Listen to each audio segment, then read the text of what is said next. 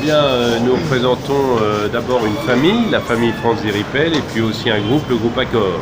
Vous savez que le directeur du Novotel d'Abidjan a été tué quelques jours avant la prise de pouvoir officielle du président Ouattara.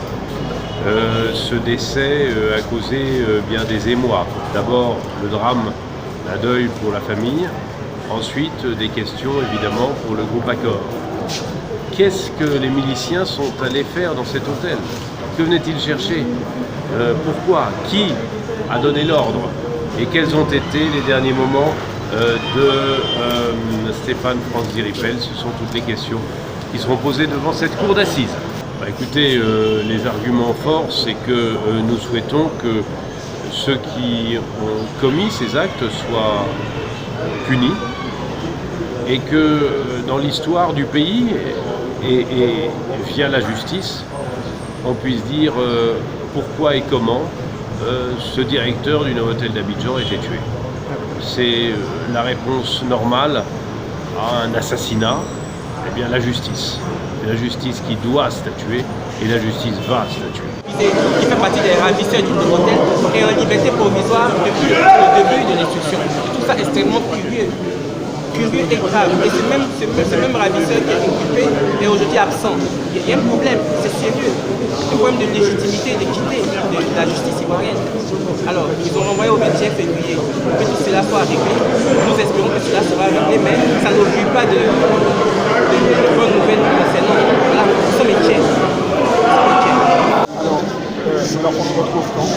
On se retrouve le 21 février, on revient à la case départ, nous allons vérifier si toutes les formalités ont été respectées et si le procès peut être en état de commencer. Et c'est bien dommage. Les défenseurs des droits de la défense, je suis avocat jusqu'au bout des griffes, mais je suis aussi respectueux du délai raisonnable. Et au bout de 5 ans, il est inadmissible que cette affaire ne parvienne pas à être jugée. Aujourd'hui, dans le box des accusés, tous les accusés n'étaient pas là. J'ai posé 2 fois la question au président afin de savoir pourquoi. Il n'a pas voulu me répondre, il a simplement dit que ce sont des problèmes matériels, sans avoir voulu donner de détails. Nous n'avons pas d'autre choix que d'accepter ce calendrier qui nous est imposé. Et je constate qu'à chaque fois, chaque renvoi, et tout à l'heure vous l'avez tous constaté, cela donne l'occasion au général de Gaulle de saluer ses fans, d'être acclamé comme un chef de guerre, et qu'on ne me dise donc pas que ce n'est pas un procès politique. Bon, c'est peut-être l'excuse que moi je peux leur donner. Hein. Ils ne sont pas très habitués à cette procédure d'assises et ils ont dû commettre quelques erreurs. Bon, pour moi, pourvu que ce dossier soit en état et qu'il soit jugé dans les normes, c'est tout ce que je demande.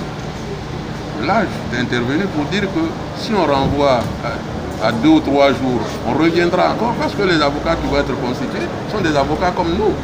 Un dossier comme ça, il y a 5 ans, il ne va pas prendre 48 heures pour étudier un dossier, à moins qu'il veuille bâcler sa défense. Or, il y va de son honneur aussi.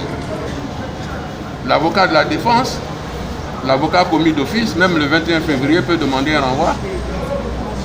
Elle dit oui. Moi, votre dossier date de 2011. On m'a donné un délai de 15 jours parce qu'ils n'auront pas le dossier aujourd'hui. Et moi, je sollicite encore un renvoi. Ça peut arriver. Bon, un acharnement, je dirais non, parce que s'ils ouvrent contre mon client des infractions, si on prétend qu'il est dans toutes ces infractions-là, bon, c'est à moi, la défense, de faire connaître qu'il est innocent. Maintenant, on le condamne par-ci, par-là, ça, moi je ne peux pas qualifier ça d'acharnement. C'est, en un seul mot, le procès des vainqueurs. Toutes les vaincus.